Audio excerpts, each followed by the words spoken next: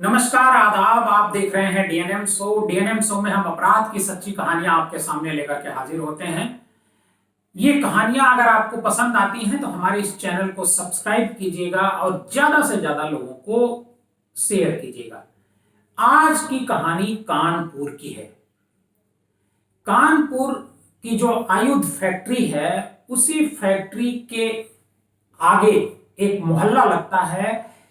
उसमें 18 जुलाई अप्रैल 2019 को एक बारात आने वाली थी।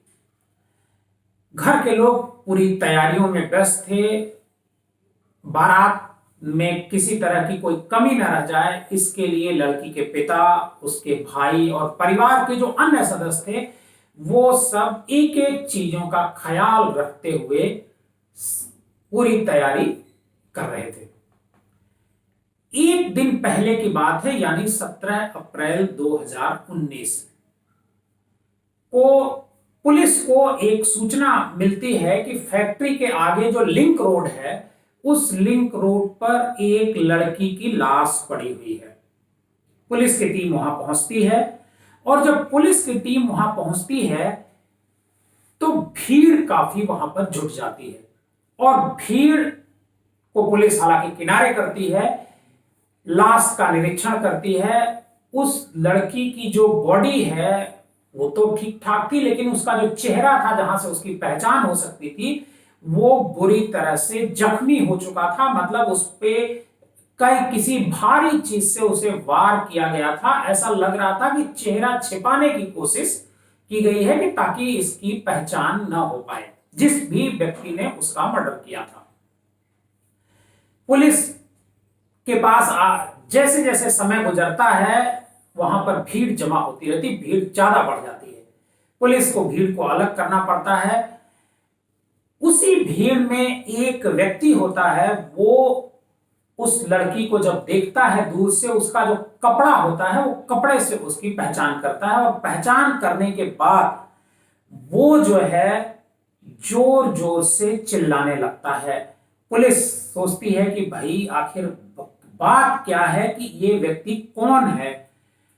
उसको पुलिस आगे लेकर के आती है और पुलिस उस लड़की के पास लेकर के उसे जाती है। वो व्यक्ति बताता है कि ये मेरी भतीजी है अन्नपूर्णा, और कल इसकी बारात आने वाली है, कल इसकी शादी होने वाली है विनीत नाम के एक लड़के से। पुलिस भीड़ से उस व्यक्ति को आगे लेकर के आती है और वो व्यक्ति जब लड़की के पास पहुंचता है तो बताता है कि ये मेरी भतीजी अन्नपूर्णा है और कल इसकी शादी होने वाली है, इसकी बारात आने वाली है। वो रोने लगता है और अपना नाम वो बताता है राजेश कुरील। राजेश कुरील बताता है कि ये मेरे बड़े भाई राकेश कुरेल की बेटी है अन्नपूर्णा, जिसकी उम्र 22 साल है। और पुलिस राजेश कुरील से राकेश कुरील का नंबर लेती है और खुद फोन करती है राकेश कुरील को। राकेश कुरील अपने परिवार के साथ, उनकी पत्नी और बच्चों के साथ राकेश कुरील मौके पर आते हैं और वहां पर वो दहाड़े मार करके रोने लगते हैं।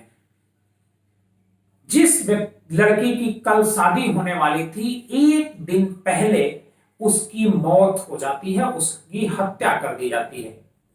पुलिस को प्रथम दृष्टया ऐसा लगता है कि इस लड़की के साथ बलात्कार जरूर किया गया होगा, लेकिन पुलिस पोस्टमार्टम के लिए जब भेजती है बच्ची की लाश को, तो पता चलता है कि इसके साथ दुष्कर्म नहीं किया गया है।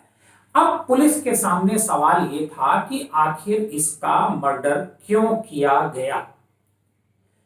पोस्टमार्टम जो रिपोर्ट आई उसमें बताया गया कि किसी भारी चीज से उसके शरीर पर करीब करीब 1 दर्जन बार से ज्यादा उसके सर पर हमला किया गया था। अब पुलिस जो है पोस्टमार्टम के बाद जो राकेश कुरील होते हैं, अन्नपूर्णा के पिताजी, उनसे पूछताछ शुरू करते हैं। राकेश कुरील बताते हैं कि उनके 5 बच्चे हैं, 4 बेटियां और 1 बेटा। 4 बेटियों में सबसे बड़ी बेटी प्रियंका है और दूसरे नंबर की ये बेटी अन्नपूर्णा थी। तीसरी बेटी प्रगति, चौथी बेटी नेहा और जो सबसे छोटा था बेटा वो अमित। पहली बेटी प्रियंका की शादी हो चुकी थी और ये दूसरी बेटी जो है अन्नपूर्णा, इसकी शादी की तैयारी चल रही थी, क्योंकि 14 अप्रैल को ही इसकी तिलक समारोह हो चुका था और अब उसकी 18 अप्रैल को इसकी शादी होने वाली थी। पुलिस राकेश कुरील से पूछताछ करती है और पूछती है कि क्या आपको किसी पर संदेह है अन्नपूर्णा की हत्या के लिए। राकेश कुरील कहते हैं कि मुझे किसी पर कोई संदेह नहीं है, क्योंकि हमारी जो बेटी है वो बेहद सीधी सादी है, उसका किसी से कोई विवाद नहीं है और मेरा भी किसी के साथ कोई विवाद नहीं है। इस वजह से मैं सीधे तौर पर किसी को संदेह नहीं व्यक्त कर सकता हूं कि कौन इसका मर्डर कर सकता है। अब पुलिस के सामने मुश्किल ये थी कि आखिर फिर मर्डर किया किसने होगा।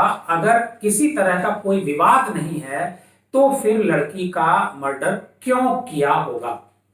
पुलिस जो अन्नपूर्णा का मोबाइल मांगती है तो राकेश कुरील ये बताते हैं कि जो उनकी बेटी अन्नपूर्णा है वो मोबाइल नहीं रखती है अपने पास।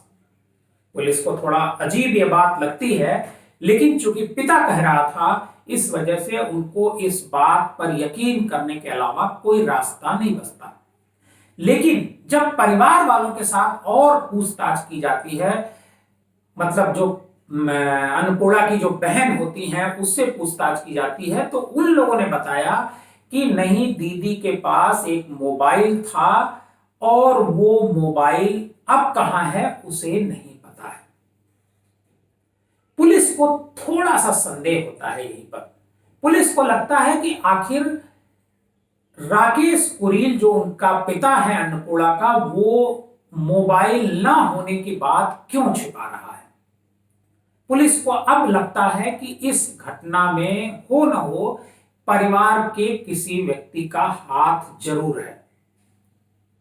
पुलिस इसी एंगल से जांच को शुरू करती है, लेकिन इसी बीच जो मोबाइल नंबर होता है अन्नपूर्णा का, उस मोबाइल नंबर की जानकारी भी पुलिस उन बच्चों के साथ कर लेती है। जो अन्नपूर्णा की जो बहनें दो होती हैं वो उसका नंबर उपलब्ध कराती हैं और बताती हैं कि जो अन्नपूर्णा है वो एक ट्रांसपोर्ट कंपनी जो कल्याणपुर में है कानपुर के, उसमें काम करती थी और ट्रांसपोर्ट जो कंपनी होती है उसका जो मालिक होता है हरिओम, उससे उसकी नजदीकियां थी अन्नपूर्णा की।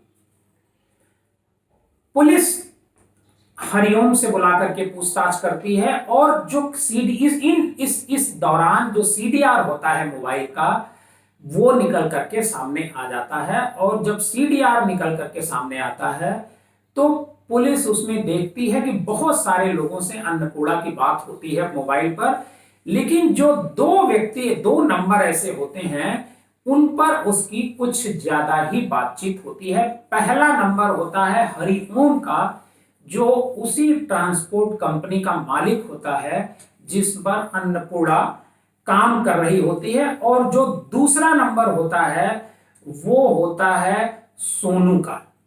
सोनू उस इलाके का एक दबंग व्यक्ति होता है, उससे भी उसकी खूब बातचीत हुआ करती थी। पुलिस के पास दो सुराग थे, एक हरिओम का और दूसरा सोनू का। पुलिस सबसे पहले हरिओम को बुलाती है और उससे पूछताछ शुरू करती है। पुलिस हरिओम से और सोनू से अलग अलग पूछताछ करती है। हरिओम से जब उस कड़ाई से पुलिस पूछताछ करती है तो हरिओम बताता है कि वो अन्नपूर्णा उसके यहाँ काम करती है और काम के सिलसिले में बातचीत होती थी, और इसी बातचीत के दौरान और ऑफिस के दौरान उसके साथ लव अफेयर हो गया, मतलब प्रेम संबंध हो गया। तो दोनों एक तरीके से दोनों रिलेशन में थे। जब रिलेशन की बात प्रकाश में आई तो पुलिस को ऐसा लगा कि इस मर्डर को हरिओम करा सकता है, क्योंकि मर्डर शादी से ठीक एक दिन पहले अन्नपूर्णा का किया गया था। तो पुलिस को लगा कि हरिओम इस वजह से मर्डर कराया होगा कि वो कहीं और शादी कर रही थी।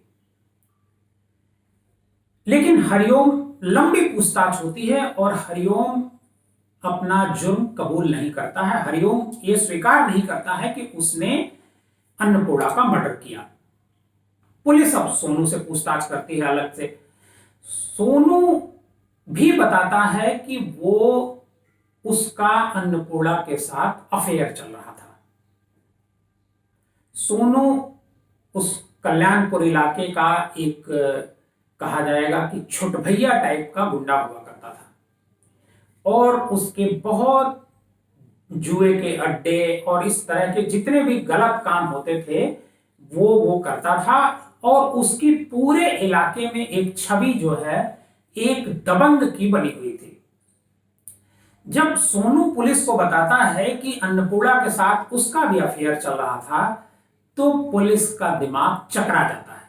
पुलिस सोचती है कि एक कौन सी लड़की है जो एक साथ दो व्यक्तियों के साथ अफेयर में चल रही है। एक उसका जहां वो काम करती है उसका मालिक है और दूसरी तरफ एक उसी मोहल्ले का एक छुटभैया टाइप का गुंडा। पुलिस बहुत उलझन में फंस जाती है। सोनू से लंबी पूछताछ करती है, सोनू से सख्ती से पूछताछ करती है, लेकिन पुलिस को कोई भी सुराग नहीं मिलता है। पुलिस किसी भी नतीजे तक पर नहीं पहुंच पाती है कि आखिर अन्नपूर्णा का मर्डर क्यों और किसने किया। पुलिस हरिओम को पहले छोड़ चुकी होती है और सोनू को भी छोड़ देती है और हिदायत देती है कि तुम दोनों कहीं बाहर नहीं जाओगे, तुम पर पुलिस की निगरानी रहेगी ही रहेगी। बाद अप्रैल बीत जाता है, मई बीत जाता है, जून बीत जाता है और जुलाई भी बीत जाता है। पुलिस जो उनके सूचना तंत्र होता है उसको एक्टिव करती है और कुछ लोगों को लगाती है सोनू और हरिओम पर नजर रखने के लिए। पुलिस सोनू पर कुछ ज्यादा ही नजर रखती है क्योंकि पहले से उसका ट्रैक रिकॉर्ड जो है अच्छा नहीं था और वो दबंग किस्म का व्यक्ति था। 2 अगस्त 2019 को पुलिस के पास एक व्यक्ति पहुंचता है और वो बताता है कि सोनू के जो 2 दोस्त हैं विनीत और शुभम, इनको अगर पकड़ लिया जाए तो इस केस का खुलासा हो सकता है। पुलिस तुरंत विनीत और शुभम को कस्टडी में ले लेती है और उन्हें थाने में बिठा लिया जाता है और दोनों से पूछताछ की जाती है। दोनों से पूछताछ करने के बाद फिर थाने में सोनू को बुलाया जाता है। उस समय तक सोनू को यह नहीं पता होता है कि उसके जो 2 साथी हैं विनीत और शुभम, ये पहले से पुलिस थाने में बैठाए गए हैं। अब विनीत शुभम के सामने सोनू को बिठा करके पूछताछ की जाती है और जब उन दोनों को आमने सामने कर दिया जाता है तो सोनू को ऐसा लगता है कि अब वह फंस चुका है और उसने अपना जुर्म वहीं पर पुलिस में कबूल कर लिया। लेकिन जो सोनू ने कहानी बताई पुलिस को वो बेहद चौंकाने वाली है और बेहद ही दिलचस्प है। सोनू बताया कि जब एक दिन उसने अन्नपूर्णा को ऑफिस जाते हुए देखा, जब जो ट्रांसपोर्ट जिस कंपनी में वो काम करती थी वहां उसने ऑफिस जाते हुए देखा और उसी दिन से वो उस पर फिदा हो गया। लेकिन उसे यह लगता था सोनू को कि चूंकि उसकी छवि ठीक नहीं है मोहल्ले में, इस वजह से हो सकता है अन्नपूर्णा उसकी बात ना माने। इस वजह से और उसे यह भी पता चल गया कि उसके बॉस के साथ जो हरिओम होता है उसके साथ लव अफेयर पहले से ही चल रहा है। तो इस काम के लिए उसने विनीत और शुभम को लगाया। विनीत और शुभम पहले अन्नपूर्णा से बात करते हैं और बात करके फिर विनीत से उसकी सोनू से उसकी मुलाकात कराते हैं। सोनू के पास पैसा खूब होता है और अन्नपूर्णा पैसे की बहुत लालची लड़की हुआ करती थी। ये उस पर खूब पैसे लुटाता है, कपड़े खरीद करके देता है, जेवर खरीद करके देता है, और दोनों के बीच एक रिलेशन शुरू हो जाते हैं। दोनों के बीच प्रेम होता है और अक्सर ही दोनों होटल जाते हैं और वहां पर एक दूसरे के साथ संबंध बनाते हैं।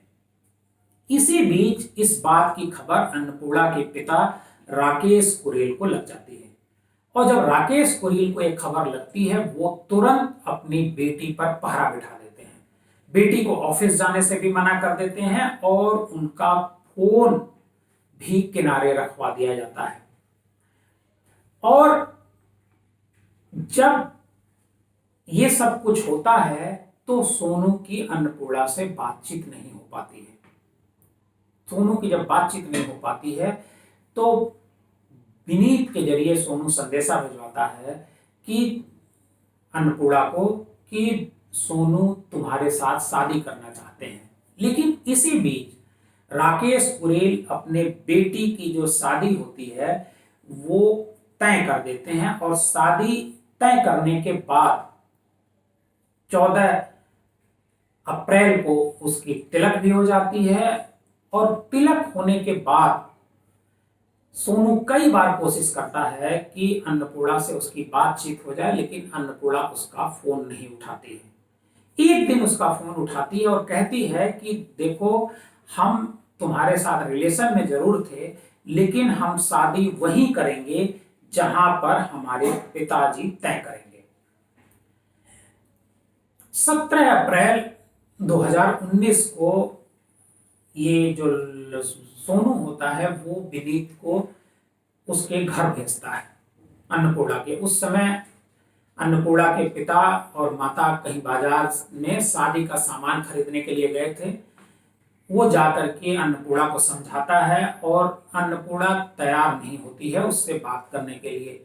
लेकिन विनीत बताता है कि अगर तुम बात नहीं करोगी तो 18 अप्रैल जिस दिन तुम्हारी शादी है उसी दिन वो आत्महत्या कर लेगा। जब ये बात वो बताता है तो अन्नपूर्णा डर जाती है और अन्नपूर्णा तुरंत फोन पर बात करती है और फिर उससे मिलने को तैयार हो जाती है। अन्नपूर्णा अपने घर से निकलती है और बाहर सोनू उसका इंतजार कर रहा होता है, और वहां पर वो जाती है, उससे मुलाकात करती है, बात करती है, और सोनू को लगता है कि एक बार अन्नपूर्णा से बात जरूर करनी चाहिए, उसे ले जाकर के समझाने की कोशिश करनी चाहिए।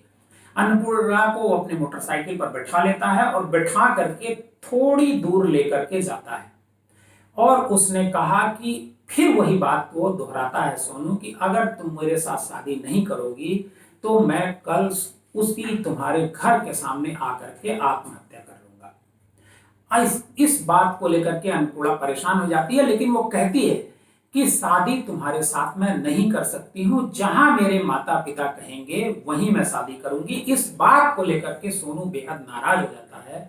वो कहता है कि तुम्हारे साथ मेरे रिलेशन थे, तुम्हारे ऊपर हमने बहुत सारे पैसे खर्च किए हैं, तुमको हमने बहुत सारी जेवरात दिए हैं, क्यों आखिर तुम मेरे साथ शादी नहीं कर रही हो, क्या तुमको दिक्कत है। इस पर जो उसका जवाब होता है अन्नपूर्णा का वो बेहद चौंकाने वाला होता है। वो कहती है कि तुम हमारे साथ जितना भी संबंध बनाना था, उस रिलेशन जो तुम हमारे ऊपर खर्च किए हो उसकी कीमत तुम पहले ही ले चुके हो। इस बात को लेकर के थोड़ा सा सोनू नाराज होता है और मोटरसाइकिल किनारे लगाता है, और मोटरसाइकिल में एक रॉड होता है, उस रॉड को निकालता है और अन्नपूर्णा के सिर पर जोर से वार करता है, कई बार करता है, और अन्नपूर्णा वहीं निढाल हो जाती है और वहीं पर वो छोड़ करके जब उसकी मौत हो जाती है वो फरार हो जाता है। और अगले दिन मतलब उसी दिन जब लोग उस रास्ते गुजरने वाले लोग उसको देखते हैं तो पुलिस को सूचना इस बात की ही देते हैं। करीब ये घटना होती है करीब शाम के 8 बजे की। इस मामले में पुलिस ने सोनू, विनीत और शुभम तीनों को गिरफ्तार करके जेल भेज दिया।